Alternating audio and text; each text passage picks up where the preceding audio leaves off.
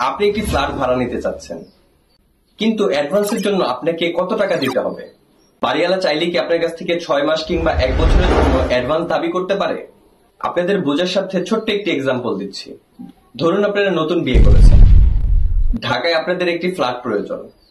তো two late কিংবা বিজ্ঞাপন দেখে আপনারা বাড়ির মালিকের সাথে যোগাযোগ করেছেন। সেই বাড়িওয়ালা সর্বপ্রথম কন্ডিশন দিয়েছে যে 6 মাস কিংবা 1 বছর বা তারও বেশি সময়ের জন্য আপনাকে অ্যাডভান্স দিয়েই তারপরে হচ্ছে এই বাসাটার মধ্যে আপনাদের উঠতে হবে। মূলত আইন কি বলে?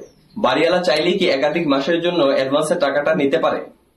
আপনারা সকলেই জানেন, বাড়ি ভাড়া নিয়ন্ত্রণ আইন 1991 সালের 10 ধারা এবং 23 ধারার মধ্যে সুনির্দিষ্টভাবে এই কথাটি উল্লেখ আছে, কোন বাড়িওয়ালা চাইলে 1 মাসের অধিক সময়ের জন্য কিন্তু অ্যাডভান্স দাবি করতে পারবে না।